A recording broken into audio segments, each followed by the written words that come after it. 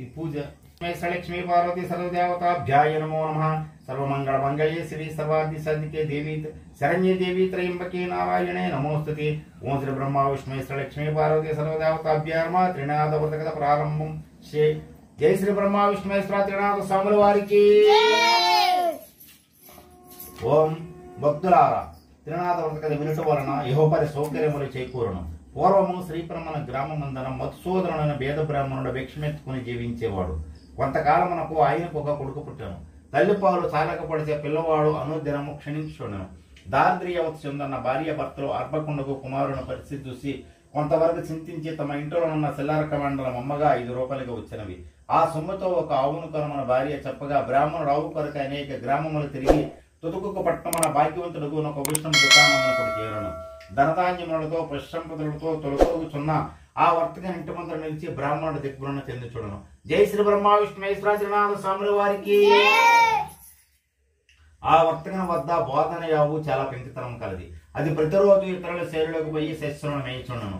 దాని బాధపడలేక ఇలువు గల అయినప్పటికీ 5 రూపాయలకు అమ్మివేస్తానని వర్తక నిశ్చయించుకున్నాను. వర్తకని అభిప్రాయం బ్రాహ్మణుడు తెలుసుకుని 5 రూపాయలకు తనకు గోవునమ్మని రూపాయలు ఇచ్చాను. అంతా వర్తకుడు గోవును దాని దూడను బ్రాహ్మణునికి అమ్మివేశాను. బ్రాహ్మణుడు ఆవు దూడను ఇంటికి తోలుకుని వచ్చి భార్యకు చూపను. భార్య చాలా సంతోషించి ఆ ఆవు పాలతో చక్కగా మగబిడ్డను పెంచుతుండను. ఒకనాడు మేతకు పోయిన గోవు ఎప్పటికీ ఇంటికి రాకపోవడం వలన దానిని వెతుకుడికై బ్రాహ్మణుడు బయలుదేరి తిరిగి వేసారి ఒక మర్రి చెట్టు కింద కూర్చున్నాను. అది గొప్ప మర్రి చెట్టు. దానిపైన వరుసగా బ్రహ్మ విష్ణు మహేశ్వర త్రినాథ స్వాములు వారు కూర్చొని అన్నారు.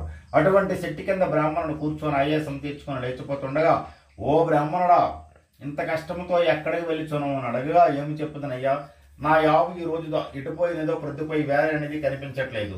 ఈ రోజు శ్రీపురం సంతకు చున్నది కదా, ఎవరైనా దొంగిలించుకుని పోయినట్లయినా సంతలో నమ్ముతారు కదా, పై ఉద్దేశంతో శ్రీపురం వెళ్ళిచున్నానని చెప్పగా, ఓ బ్రాహ్మణుడా వినుము, నువ్వు ఎలాగో శ్రీపురం సంతకు వెళ్ళిచున్నావు కదా, మా కోసం ఏమైనా కొన్ని దినుసులు తీసుకుని రాగలము అనగా, ఏమో దినుసులు అనగా 1 పైసా గంజాయి, 1 పైసా ఒక్కలు, 1 పైసా నూనె మాత్రం కొనితమ్మని చెప్పి.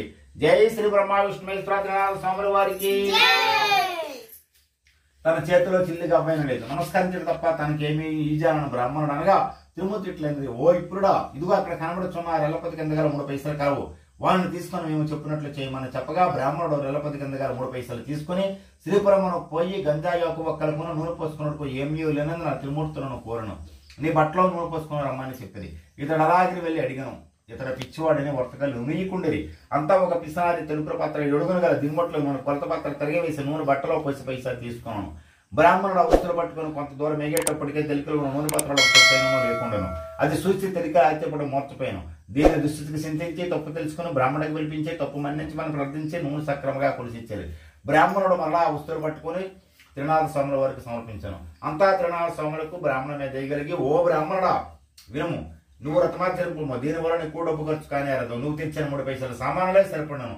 ముందుగా 3 బట్టి సినిమాను తయారు చేసి గంజాయి నడిపి అందు పూడ్చి అగ్ని వేయము. ప్రముద్ర 3 దీపను వెలిగింపు. ఆగవక్కల ప్రసాదం సిద్ధంపరిచి రాత్రి మొదటి జామున బంధుమిత్రులు పిలిచి భక్తిశ్రద్ధలతో దైవులను మాకు సర్వం సమర్పించవలను. సర్వ సంపదలు పడేయగలను చెప్పగా, వెంటనే ఇప్పుడు వృక్షాగరం వద్ద పూజ ఉపక్రమించను. ముందుగా సినిమలు తయారు చేసి దట్టించి దీపారాధన భక్తులనందున కొంచెం ఆలోచించి పై మీదుగా ఉత్తరాణం చించి దీపారాధనకు ఎగ్గినందున కొనను మూసుకొనగా త్రినాథులను వేడుకోగా దీపను వెలిగినవి. విప్రుడు త్రినాథుల మేళ సమర్పించి ఓ రాజ్యాన్ని గైకుని తన గృహంలోకి పోచుండగా దారిలో ఆవు దూడను కనపడినవి. వారిని తోలుకున్న బ్రాహ్మణుడు ఇంటికి చేరగా బ్రాహ్మణుడి ఇంటిలో చూడగా అష్టైశ్వర ప్రాప్తి కలిగిను. బ్రాహ్మణుడు పట్టలేని సంతోషంతో ఆనందంతో భార్య బిడ్డలతో సుఖంగా జీవితం గడుపుతూ ఆ ఇప్పుడు పురమనంద కల ఎల్లవారులకు త్రినాథ వ్రతదానం గురించి మెరిగించి తాను నిత్యం చేసి సుఖముగా కాలమును గడుపుతుండను.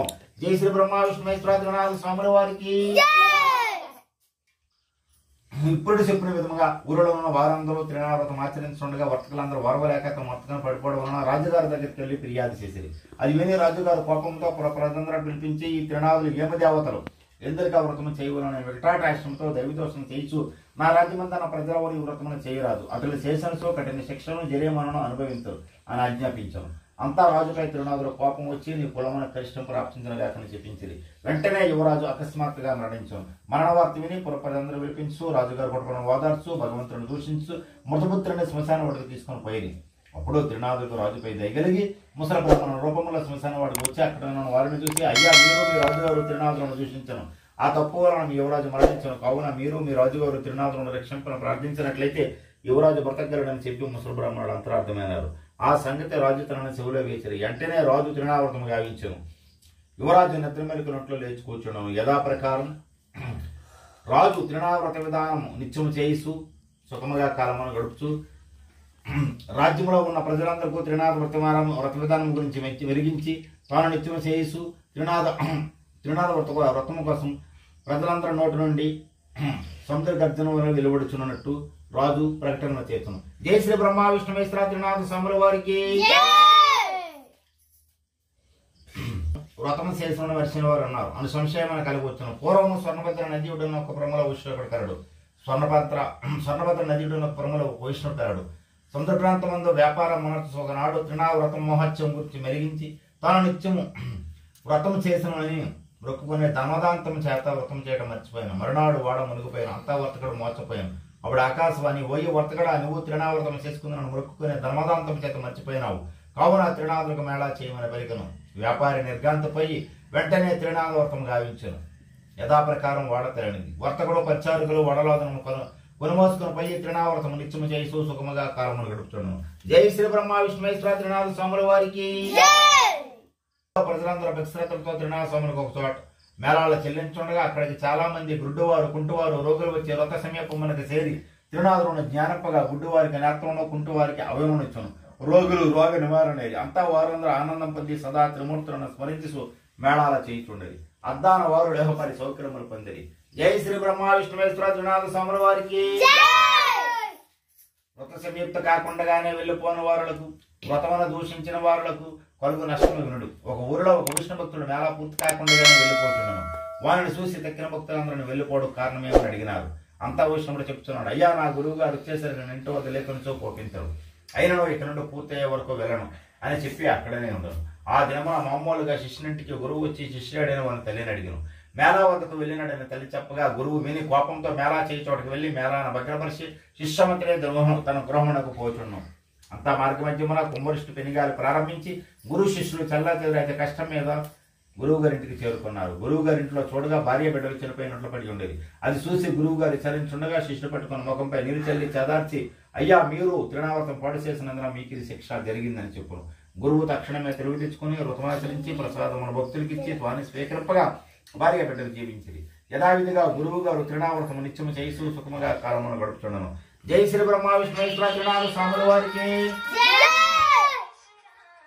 భక్తులారా, ఈ త్రినావ్రతం అన్ని జాతుల వారు చేయవచ్చును. కలియుగంలో ఇంత సూక్ష్మంలో మోక్షం కలిగించే వేరొక్క సాధనం లేదు. కావున ప్రతి ఒక్కరూ దీనిని ఆచరించే ఇష్టాల సిద్ధులు నందురుగాక. జై శ్రీ బ్రహ్మ విష్ణు మహేశ్వర త్రినాథ స్వాముల వారికి. జై శ్రీ బ్రహ్మ విష్ణు మహేశ్వర త్రినాథ స్వాముల వారికి. జై శ్రీ బ్రహ్మ విష్ణు మహేశ్వర త్రినాథ స్వాముల వారికి.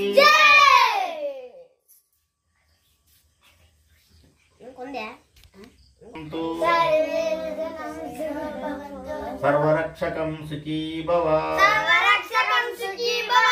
అసతో మా సద్గమయ.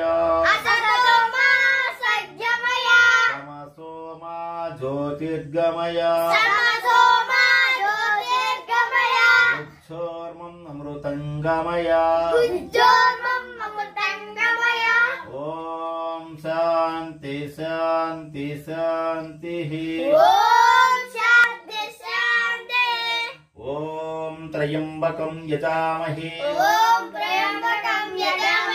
సుగంధం పుష్టివర్ధనం. ఓబారికమివ వందనా. వృక్షావృక్షీయమామృతః. ఓం శాంతి శాంతి శాంతి. ఓం శ్రీరామ రామ రామేతి. రమే రామే మనోరమే. సహస్రనామ తత్తుల్యం.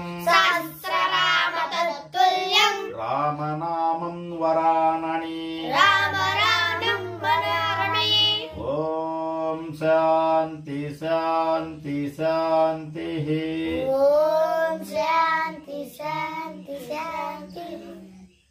స్వామి జ్ఞానముతో గాని అజ్ఞానముతో గాని తెలిసి తెలియక చేసిన తప్పులను మన్నించి రక్షించి కాపాడుగల